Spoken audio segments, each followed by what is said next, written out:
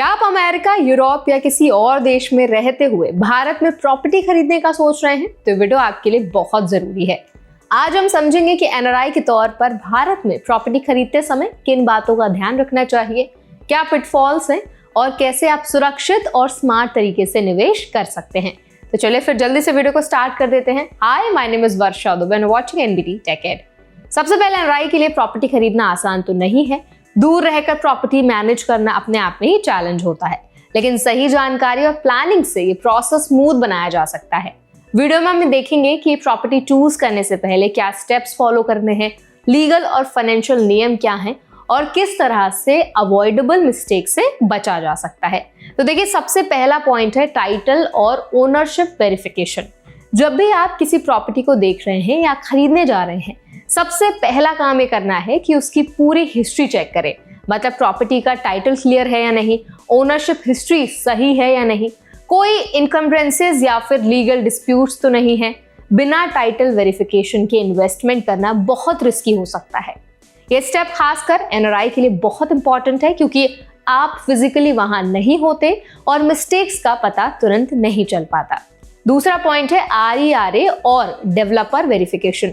अगर आप अपार्टमेंट या रेजिडेंशियल प्रोजेक्ट में निवेश कर रहे हैं तो देखें कि वो RERA यानी कि real estate regulatory authority registered है या नहीं।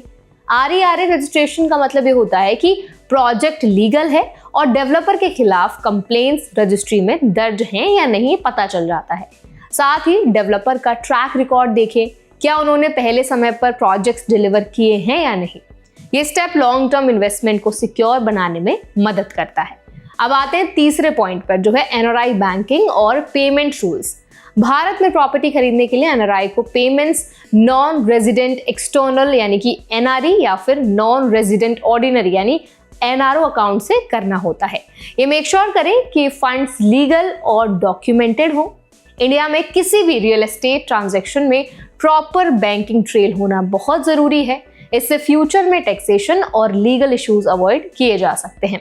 अब बात करते हैं चौथे पॉइंट की, जो है टैक्सेशन और कंप्लायंस।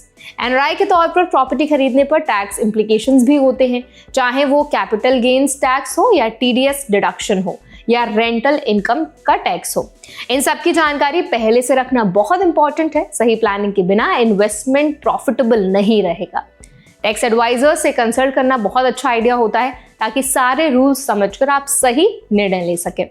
अब आते हैं पांचवें पॉइंट पर, जो है प्रॉपर्टी मैनेजमेंट और रिमोट ओनरशिप। एक बड़ी चैलेंज है एनआरआई के लिए प्रॉपर्टी मैनेज करना। अगर आप वहां फिजिकली नहीं रहते तो मेंटेनेंस, रेंट कलेक्शन या टेनेंट इश्यूज हैंडल करना मुश्किल हो सकता है। इसीलिए प्रॉपर्टी मैनेजमेंट कंपनी हायर करना या ट्रस्टेड फैमिली मेंबर को अथॉरिटी देना एक सुरक्षित ऑप्शन है।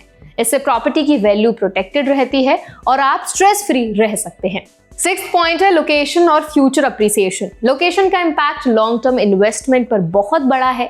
शहर का ग्रोथ पोटेंशियल क्या है, इंफ्रास्ट्रक्चर डेवलपमेंट कैसा है और कनेक्टिविटी भी आपको देखनी होती है। मेट्रो, हाईवे, स्कूल्स, हॉस्पिटल्स जैसी फैसिलिटीज पास में होनी चाहिए।